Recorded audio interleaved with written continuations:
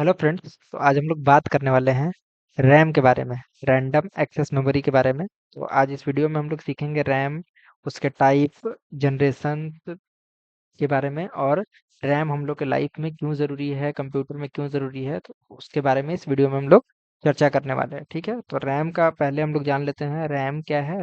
RAM का full form होता है रैंडम एक्सेस मेमोरी। ठीक है, चलिए हम लोग वीडियो को स्टार्ट करते हैं। पहले इंट्रोडक्शन टू रैम पढ़ते हैं। ठीक है, इंट्रोडक्शन टू रैम।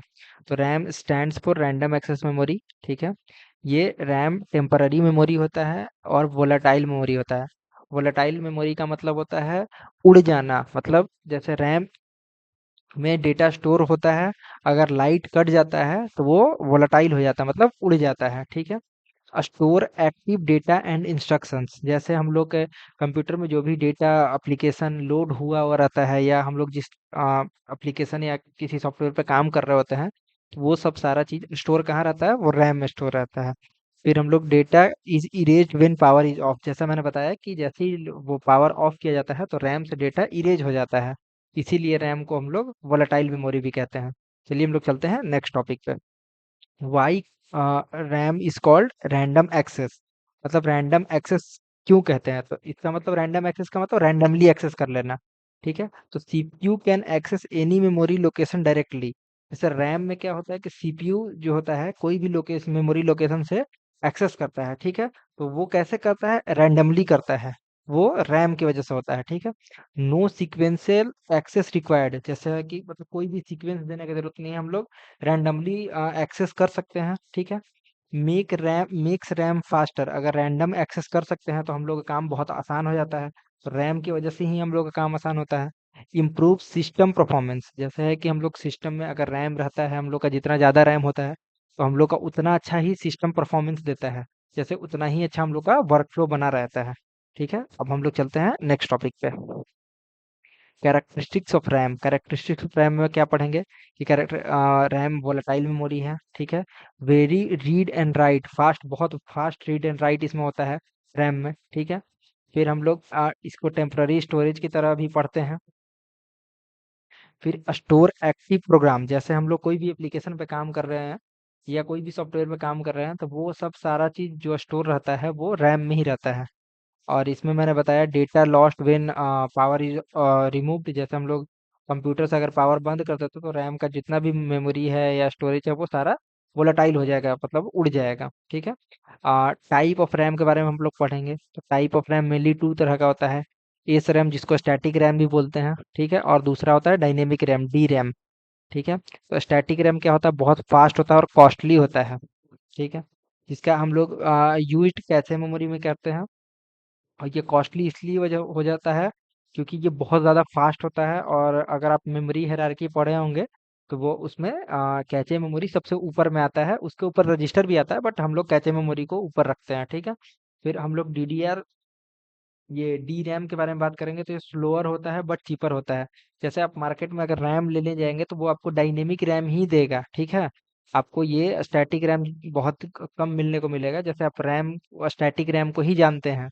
ठीक है, use as a main memory. जैसे हम लोग मेन मेमोरी जो रैम यूज होता है वो डी रैम ही यूज होता है। ठीक है, और हम लोग चलते हैं फिर generation of the D RAM, मतलब डायनेमिक रैम का जनरेशन। तो अभी आप सुने होंगे, जो भी आप कोई भी कंप्यूटर लेने गए होंगे, ठीक है, तो आप ऐसा सुने होंगे कि आपका अभी तो कंप्यूटर DDR4 या DDR5 पे मिला होगा। ठीक है, इसका DDR1 जो है, इसका मतलब है ये फर्स्ट जनरेशन का रैम है। ठीक है, ये थोड़ा स्लो होता था, उतना फास्ट नहीं होता था। फिर ये जो DDR2 है उसके बाद आया। ठीक है, लेकिन इसमें थोड़ा फास्टर था। फिर DDR3 आया, जो कि आप लोग सुने होंगे कि ये राइजन i5 जो होता है, i5 3 4 फिफ्थ जनरेशन तक, वो जो है 4 जनरेशन तक DDR3 रैम लगता था। ठीक है, उसमें। और फिर उसके बाद 6 के बाद DDR4 लगना स्टार्ट हो गया, तो इसको ये हाई स्पीड रैम बोला जाता है।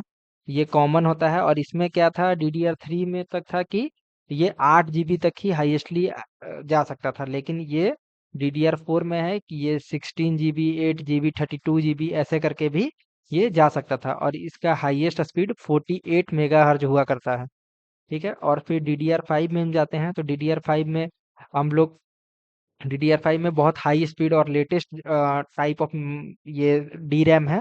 ठीक है, तो अभी ये DDR का आप लोग जनरेशन समझ गए होंगे क्या है, और हम लोग चलते हैं फिर नेक्स्ट टॉपिक पे।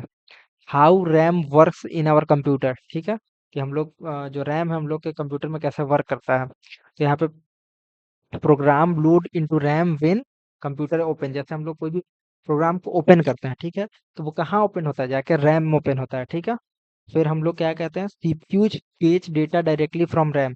जैसे जैसे कोई भी प्रोग्राम रैम में जाके लोड हुआ, तो सीपीयू उससे फेच करता है, मतलब उससे कनेक्ट करता है। और क्यों करता है कनेक्ट, क्योंकि उसको प्रोसेस करना होता है। ठीक है, फिर RAM clear when program close, जैसे हम लोग कोई भी एप्लीकेशन पे काम किए और उसको बंद कर दिए, रैम हम लोग का ऑटोमेटिकली क्लियर हो जाता है, और फिर हम लोग को रैम का स्टोरेज खाली दिखता है। ठीक है, मोर रैम बेटर मल्टीटास्किंग, जैसे जितना ज़्यादा रैम होगा, मतलब अगर 16 GB है, 32 GB है रैम, तो वो ज़्यादा मल्टीटास्किंग करने में हेल्प करेगा। ठीक है, इतना बात आपको समझ में आ गया होगा, तो हम लोग अगले टॉपिक पे पढ़ते हैं।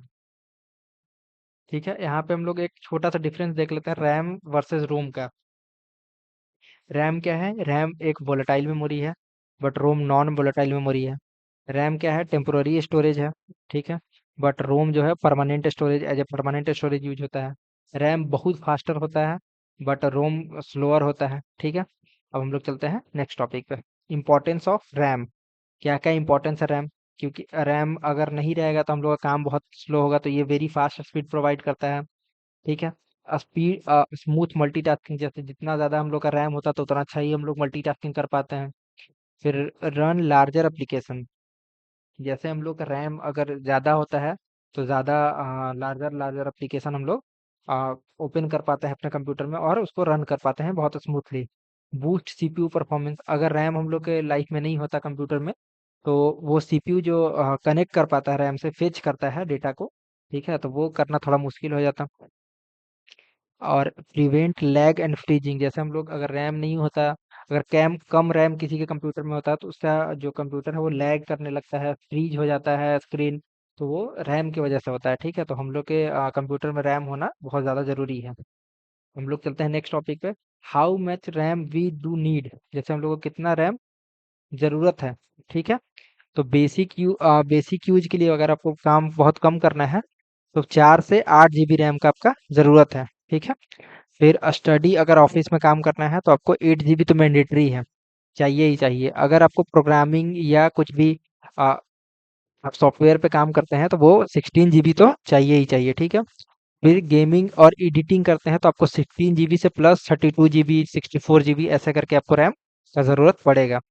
ठीक है, फिर हम लोग चलते हैं रियल लाइफ एग्जाम्पल में multiple app open in mobile, अगर आप लोग मल्टीपल ऐप ओपन करना चाहते हैं तो आपके फ़ोन में रैम बहुत ज़्यादा होना चाहिए। ठीक है, फिर अगर रैम अगर ज़्यादा है तो आप एक साथ 2-3 एप्लीकेशन पे साथ में काम कर सकते हैं। ठीक है, मोर रैम मोर स्मूथ परफॉर्मेंस, जैसे मैंने बताया कि जितना ज़्यादा रैम होगा उतना ज़्यादा हम लोग का जो कंप्यूटर है वो अच्छा परफॉर्मेंस देगा। ठीक है, इसमें कंक्लूजन क्या है, मतलब समरी आप बोल सकते हैं। तो रैम एक टेम्पररी हाई स्पीड मेमोरी है। ठीक है, ये क्यों जरूरी है, essential for multitasking and performance. ठीक है, बहुत ज़्यादा अगर आपको मल्टीटास्किंग करना है तो आपको रैम ज़्यादा रखना होगा। मोर रैम फास्टर कंप्यूटर, जैसे आप इसका आप समझ सकते हैं कि अगर जितना ज़्यादा रैम होगा उतना ज़्यादा कंप्यूटर फास्ट चलेगा। ये हम लोग समरी में पढ़ लेते हैं। आज के वीडियो के लिए बस इतना ही। अगर आपको वीडियो अच्छा लग रहा है तो आप लाइक कर दीजिए, चैनल को सब्सक्राइब करना बिल्कुल मत भूलिएगा। हम लोग एक बार फिर से मिलते हैं न्यू वीडियो में।